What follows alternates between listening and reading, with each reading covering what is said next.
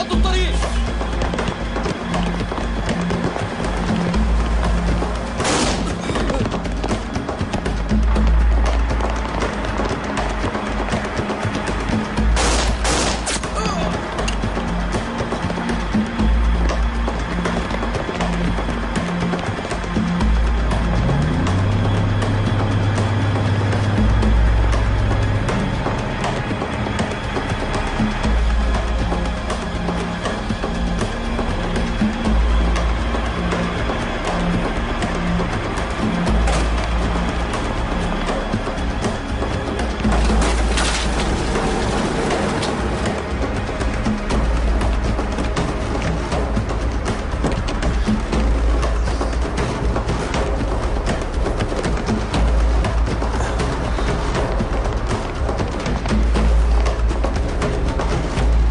صار لك شيء؟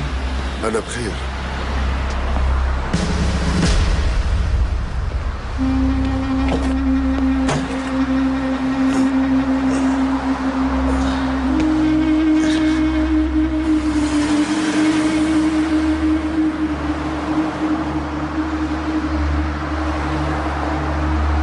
مراد الحقير.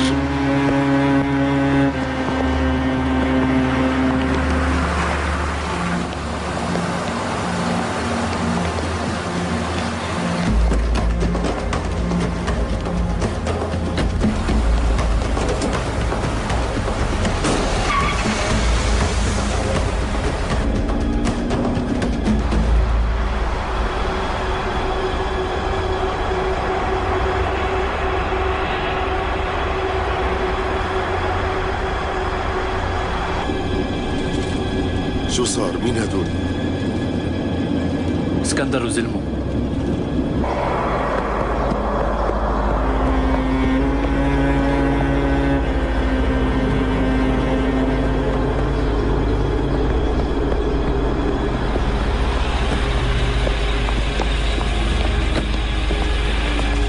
مراد على مدار ورا الباشا بسيارته وانت مو منتبه له مثل العشتاب؟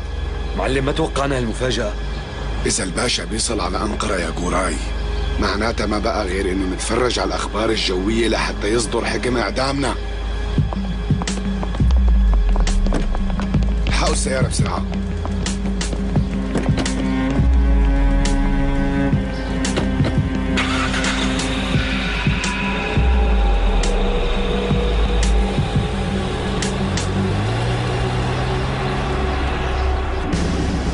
لازم تبلغوا الأركان بالوضع. قلن ياخذوا الإجراءات الأمنية اللازمة لنصل لأنقرة. أنا بأمرك معلم. منروح سوا إذا بدك. لا شكرا يا مراد، لأنه إذا بيشوفونا سوا بصير للموضوع أبعاد. وإذا وين المشكلة؟ ساعتها الإشاعات رح تصدق الناس، رح يقولوا الباشا عم يصفي اسكندر لحتى يجيب مراد، وهذا الحكي بده يضر البلد كثير يا ابني. بس حياتك مهددة بالخطر. أنا حياتي ما لها أهمية، المهم هلأ عندي البلد يسود الهدوء. مفهوم. دقيقة كنعان. سيدي بلغت الوحدة بالوضع ورح يبعتوا الهليكوبتر فورا. خلي الهليكوبتر تكون مدنية مشان ما يتسرب الخبر. أمرك هلأ بخبرهم. كنعان لا تبعت هليكوبتر عسكرية، خليها تكون مدنية. المعلومات عم تتسرب لاسكندر وبيعرف الاسم الحركي لضابط المخابرات يلي حضر الملف، وغير هيك بيعرف وقت كل خطوة بتخطيها. أول ما أرجع راح حل هالشغلة وأكشف هذا الخاين ولا يهمك. شو بتعرف عن اسكندر؟ بعرف كل شي عنه، وبعرف مين اللي اختاره وكمان مين يلي دربه. راح يتصفوا كلياتهم، لا اسكندر راح يبقى ولا حدا من رجاله.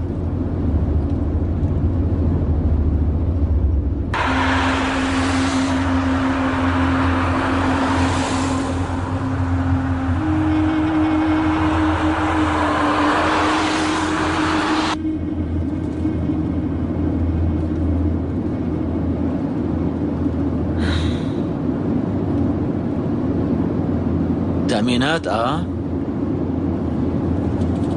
تعملوا كل شيء وأنا آخر من يعلم. إيه ما بدروا إلا وصوت رصاص شغال فوق راسي مثل المطر. ليش فكرك نحن كنا متوقعين هالشي؟ لك شو هدول الناس؟ المافيا ما بتقوص على موظف دولي بهالوزن. هذا الشيء مو طبيعي بالمرة.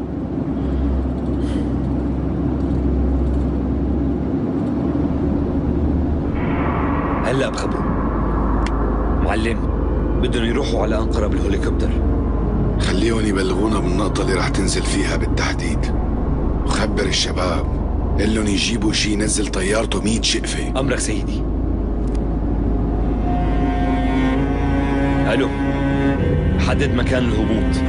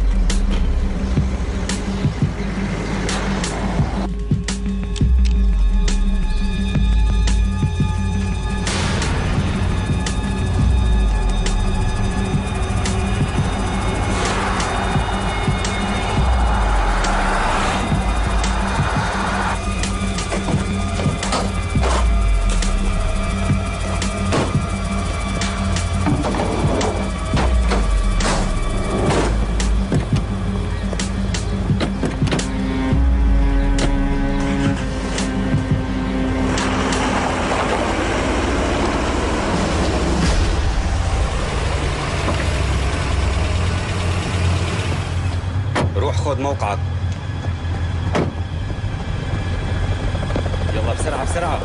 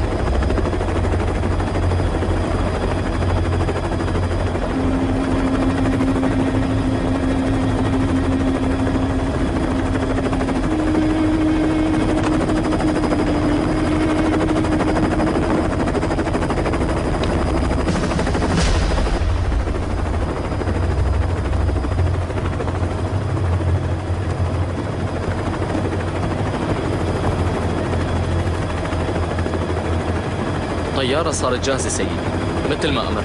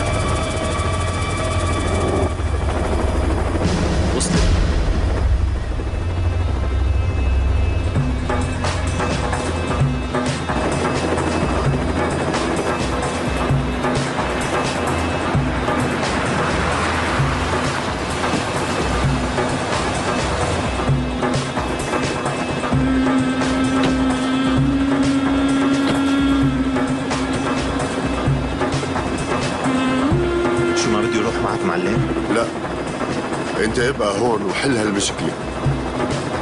بروح معكم سيدي إذا بتأمروا بهالشي. بدي اثنيناتكم تبقوا باسطنبول، لاقوا لي اسكندر قبل ما ارجع، لاعطيه الدرس اللي بيستحقه. أمرك سيدي علم.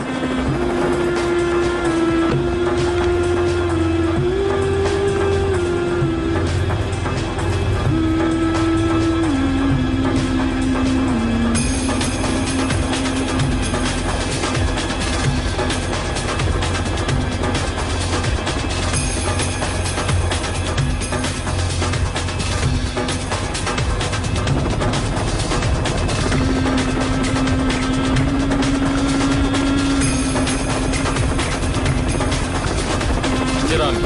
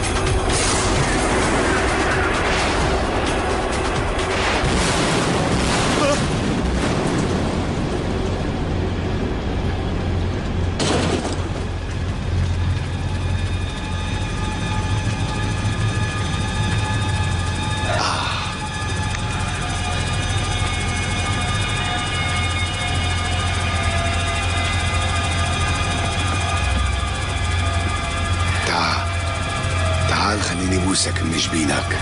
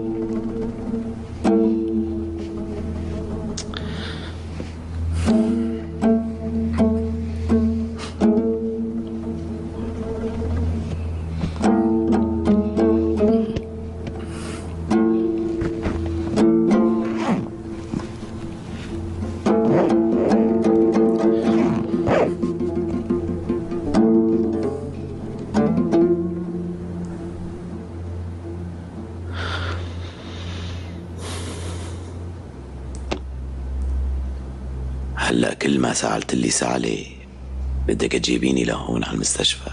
مصيبة مو؟ أنت ممرضة ولا سجانة؟ بصير ممرضة وقت اللي بتسمع الكلمة يا خليل إبراهيم بك. كلمة مين بالله؟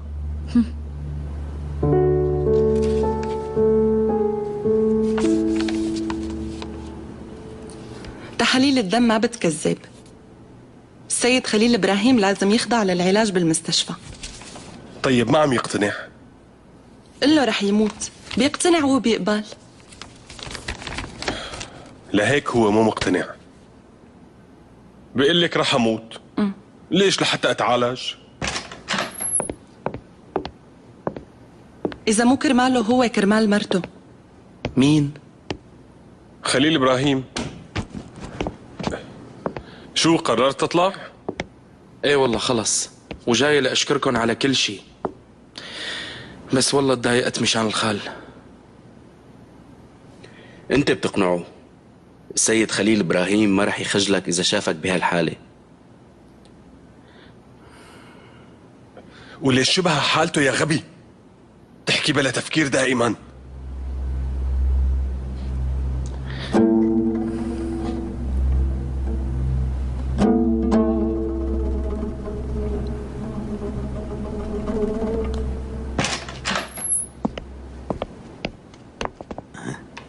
هاي ابن أختي، اجينا لنوقف جنبك امنا فرطنا.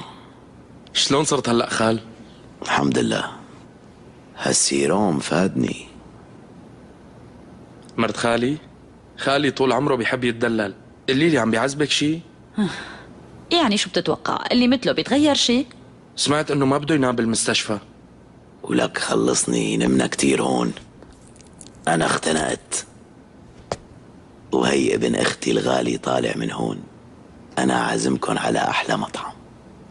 خال ما بيصير تعاند، انت مريض. ابني انا هيك مرتاح وخلصنا بقى، وهذا شيء ممتاز. ما هيك يا عمري انتي؟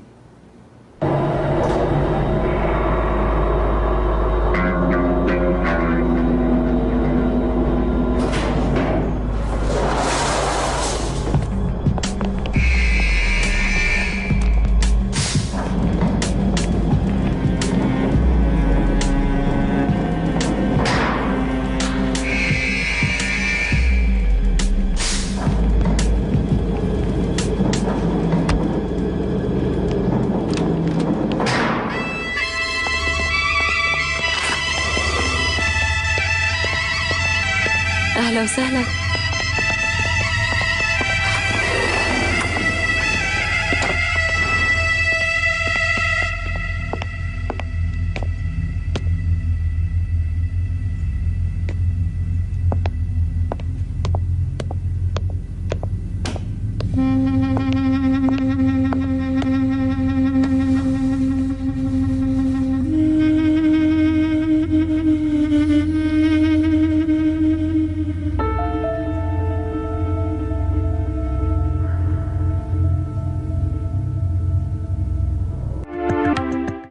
رح نضل مرتاحين من هلأ لحزيران، منعين الشخص اللي بدنا إياه ووين ما بدنا.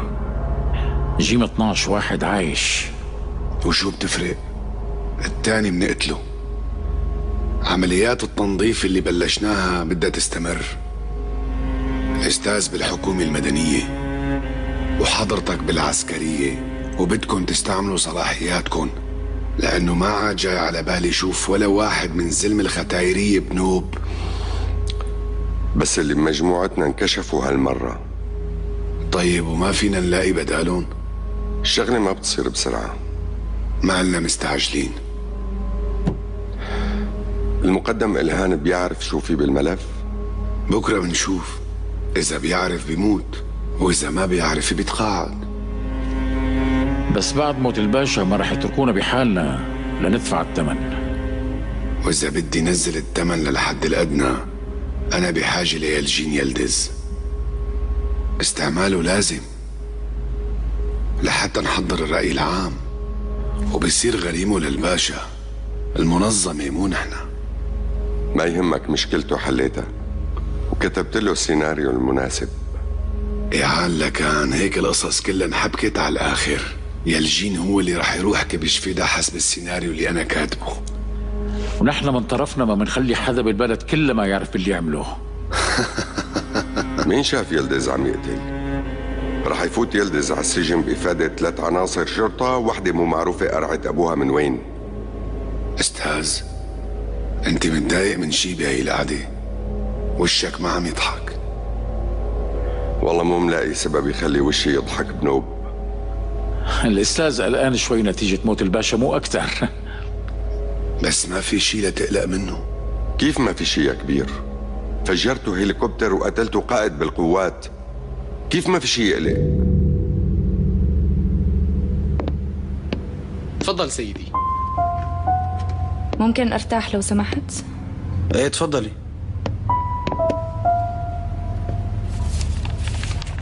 يا حضرة المدعي العام، لأني بعرف بعض الأسرار المخباية، حاول السيد يلدز يقتلني، ولازم ينحكم مؤبد ليتعاقب. ايه استاذ، بتحب تضيف شي على إفادة موكلتك؟ حاليا ولا شي سيدي المدعي العام. ومحامي الخصم؟ في إضافة. موكل السيد يلدز هو المتضرر، ما في له أي علاقة بحادثة الإصابة هي، لا من بعيد ولا من قريب. لما كانت الست جودي متجوزة من السيد توروس، حاول سينان يلماظ إنه يقتله. هذا كذب. بالملف اللي مقدمينه في إفادة مفصلة وموقعة سيدي. سينان يلماظ بيأكد فيها إنه له علاقة بالمدعية السيدة جودي توروس، واعتراف كامل منه إنه حاول قتل الزوج. هذا كذب. سينان من 4 سنين ما شفته. دافعين لسينان أكيد. يلي قوصني يلجين يلدز، معقول كنا مخربطة؟ بس أنا ما عم بفهم. نحن حكينا بموت الباشا واتفقنا على قتله. أنا عم بحكي شي غلط؟ حكينا، بس الحقيقة مو هي طريقة القتل اللي اتفقنا عليها. نحن اتفقنا الباشا يموت بحادث. طب مين كان رح يصدق انه الباشا رح يموت بحادث؟ اللي بيصدق ولا ما يصدق؟ ليش يعني ما صارت؟ لما أشرف بتلس اللي مات بحادث طائرة نتيجة تجمد يا كبير، هذا أمر ممكن يصير. بس في شغلة أنتم ما بتعرفوها، وقت تنفيذ أي عملية في دائما احتمال نصادف أمور مو بالحسبان. وقت مراد على مدار يطلع بخلقتنا مثل القضل نستعجل، شو منساوي يعني؟ أيا تكن المسببات، بس موت الباشا بده يسبب لنا مشاكل كتيرة. بالنسبة للصحافة فينا نعمل اللي بدنا إياه، بس الحقيقة مع الشعب هو اللي بيعرف مزبوط شو العمل ومين اللي عمل. يا عيني قال شعب، ومن امتى كنا نحسب حساب لقطيع المساكين هاد وقت اللي منكون بدنا نساوي اي شي يا حضرة القائد المحترم؟ ما في شي اسمه إرادة شعب، هي كذبة وألفناها من سنة 1946.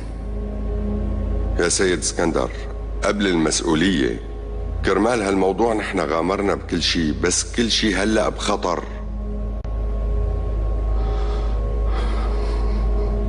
أنا موافق وبقول المسؤولية علي. يمكن تنشاف طريقة موت الباشا بشكل غلط بعرف، بس لو وصل الباشا على أنقرة وقدم الأوراق اللي كل روحته مشانها، شو كان رح يصير؟ لا كان بقي تنظيم ولا انت ولا نحن.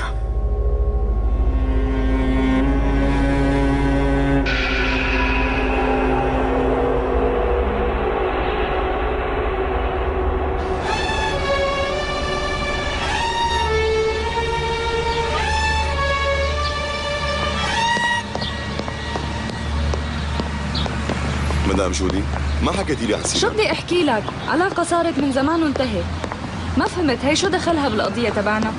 الشغلة واضحة، أقنعوا الزلمة، شرحوا له كل ثغرات القضية طبعا، والبصمات اللي على السلاح محتمل تكون تغيرت. إذا بتصرخي على راس البناية يا الجين يلدز أو وصني، الأدلة رح تحكي العكس. قلي وهلا شو رح يصير؟ يا الجين يلدز رح ينام ببيته الليلة، للأسف مو بالسجن.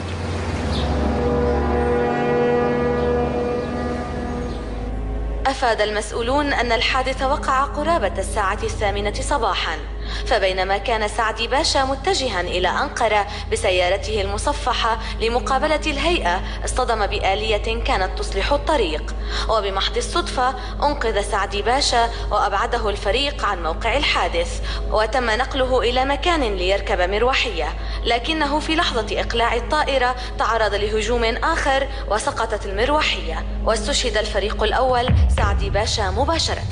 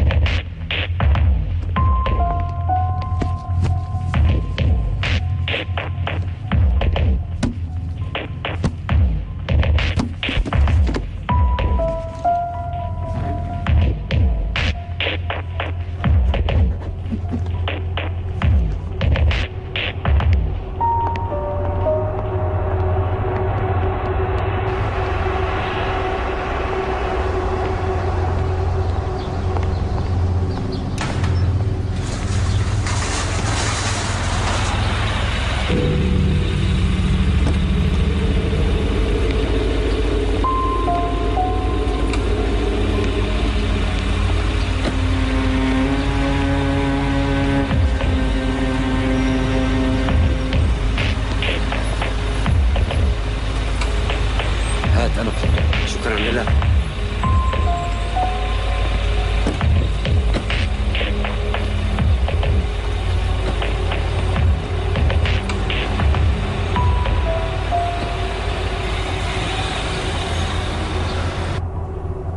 طيب كيف تجرأ اسكندر على هالشي؟ هي كانت آخر فرصة لإله. لو وصل سعدي باشا على أنقرة كان اسكندر ما بقى له وجود. اللي مات رتبته فريق أول، فريق أول.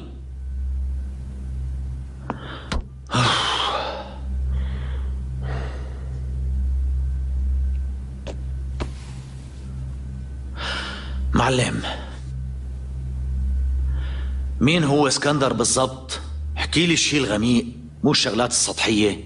مماتي بحياة الله لا تخليني بلش.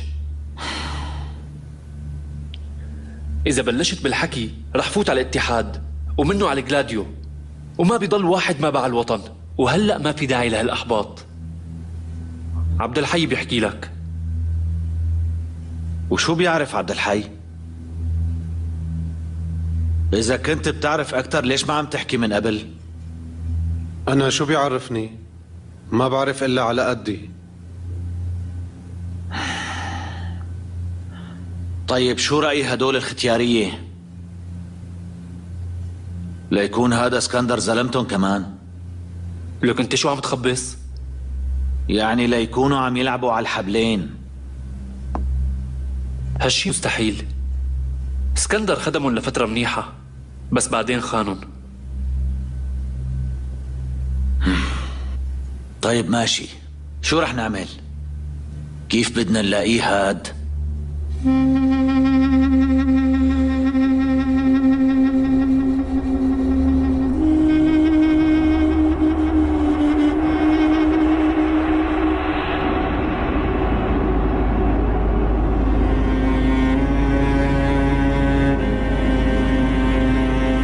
لو سمحت غطي عيونك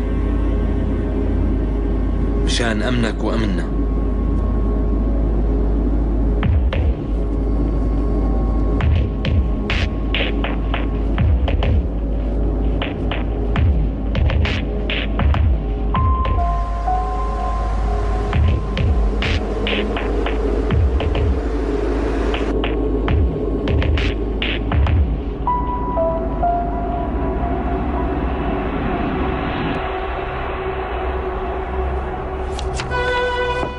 ادخل.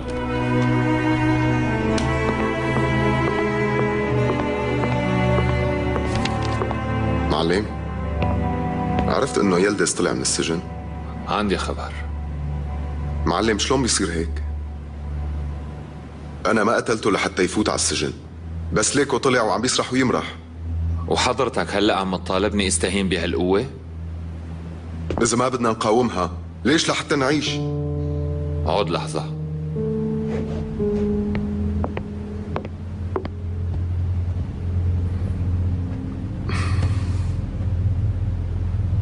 لازم نشتغل مع يلدز.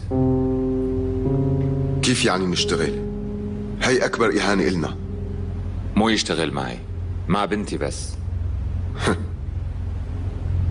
معلم عدم المؤاخذة، كمان بنتك خانتك. بدي خلي جماعة اسكندر كلهم يصدقونا. بدي اياهم يفكروا انهم عم يديرونا، ومراد يفكر انه رح يقتله. وقتها نحن بنمحيهم. وكيف هالشي؟ ما قررت تصغر الشركة؟ بس رح نضل قوايا. عم نزت التقل عن ظهرنا وخليه ينزل على راسهم ويطحنهم.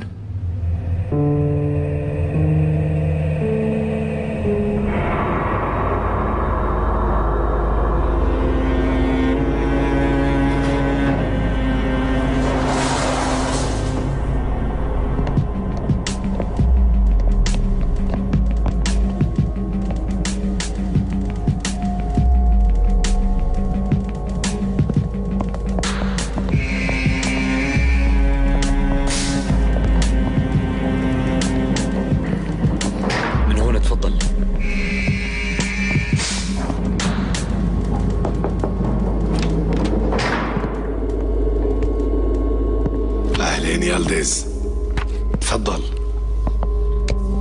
سيدي بشكرك على كل شي عملته مشاني. تكرم، نحن اتنين ارتحنا بالسجن لفترة كتير منيحة، بس هلأ صار وقت نشتغل. وأنا جاهز، بس من وين؟ كيف يعني من وين؟ من محل ما كنت. داوود خلص رح يعين إنجي بإدارة الشركة بأقرب وقت. هيك لكان.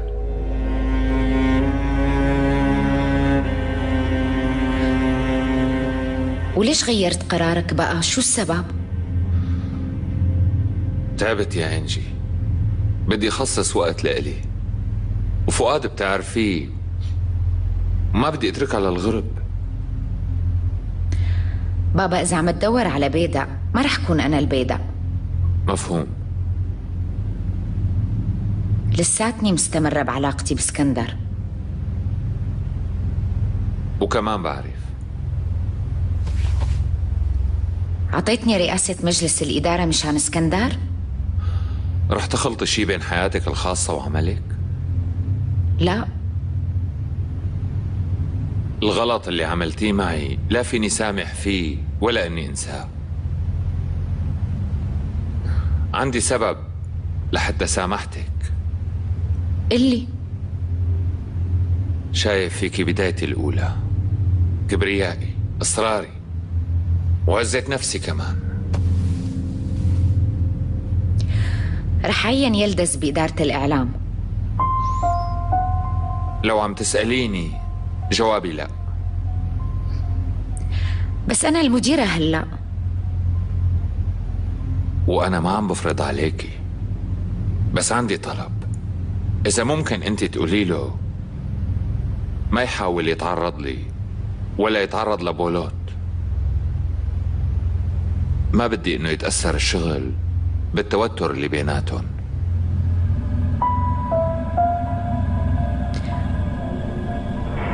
سمعت بقتل سعدي باشا، مين رح يشيلها؟ المنظمة. المنظمة هيك بس؟ بدنا شخص نحمله إياها. يعني لازم نقدم مجرم للرأي العام، له حكاية وشخصية، حدا يلفت نظر ويستفز الناس لحتى تكرهه يا بيك. وشلون بدنا نلاقي هالواحد اللي له كل هالتفاصيل؟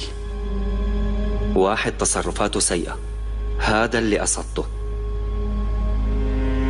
طبعا بدنا نحبكها ونخلي كل العالم تضوج وتتلخبط.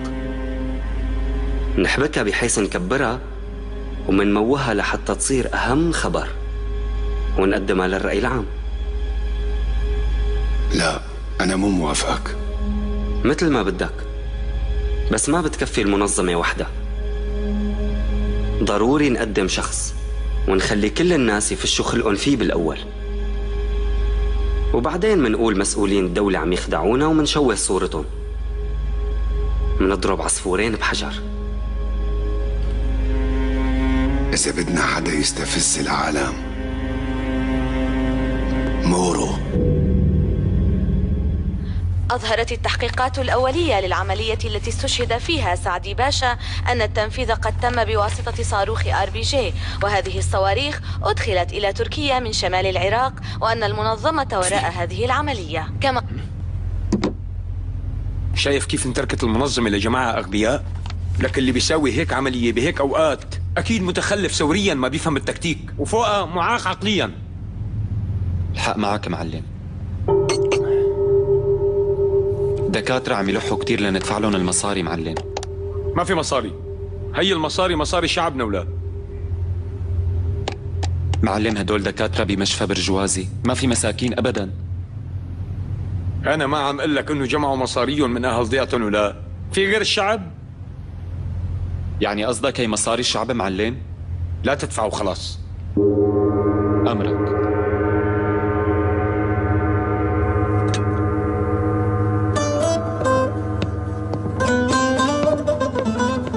تفضل. يسلم.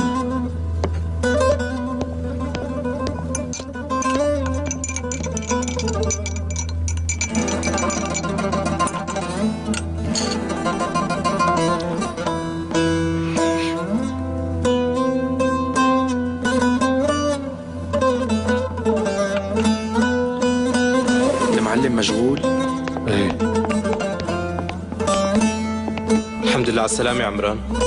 الله يسلمك، شكرا كتير. عمران، عبد الحي، تعالوا نقعد بالمطبخ نشرب شي شغلة سوا ومنحكي. الجو بالصالون بيغطط على القلب.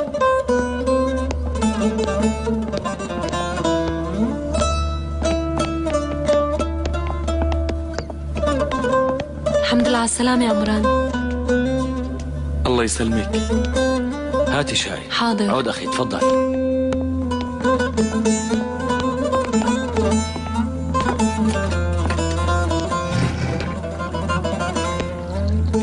ايه لسه في شي عم يوجعك؟ لا معلم. منيح. وإمتى الإيد الصناعية إن شاء الله؟ لسه بدها شوي.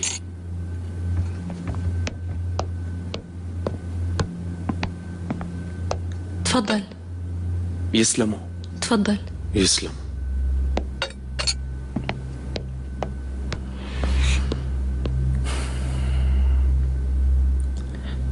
غريبة، حاسس حالي ناطر الشباب، بس يا حسرة. عزاد، محمود، إياد.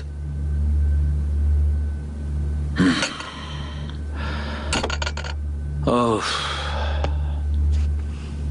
شو هالاسكندر مثل الزيبق.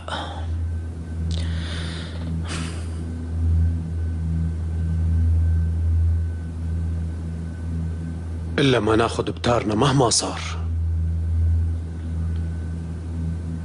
مو قصدي فتح لك جروحاتك عمران. بعرف. مو بس اسكندر، مين ما كان يكون رح ناخد بتارنا. نوعدك.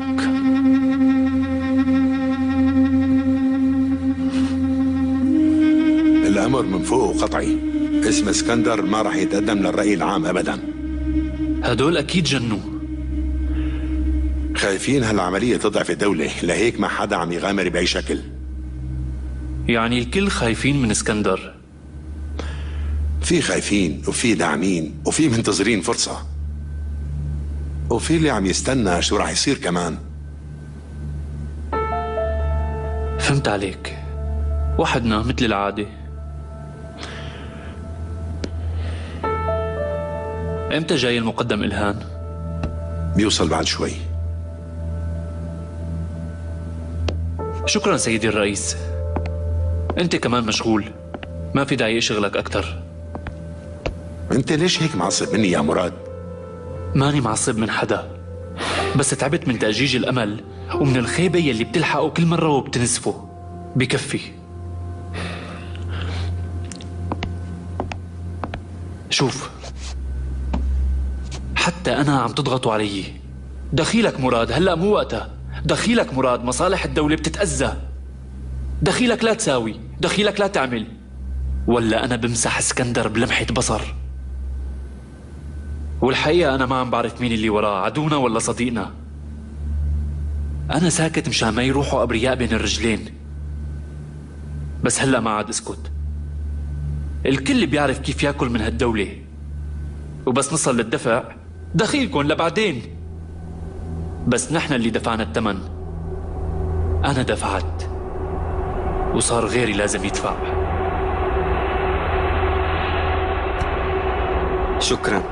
شكرا جزيلا لأنك وثقتي فيني ورجعتيني على الشركة. ورح ندير هالشركة سوا يا يلدز.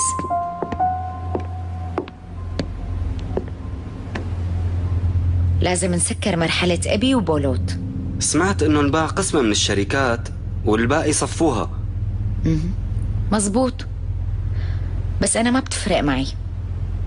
هديك مجالات ما بتلزمني. لا تنسى إنه نحن بأقوى قطاع ومنعرفه كتير مزبوط.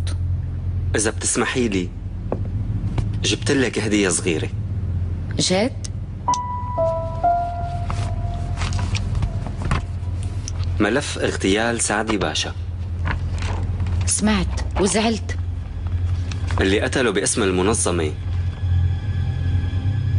مورو ثعلب المدينة.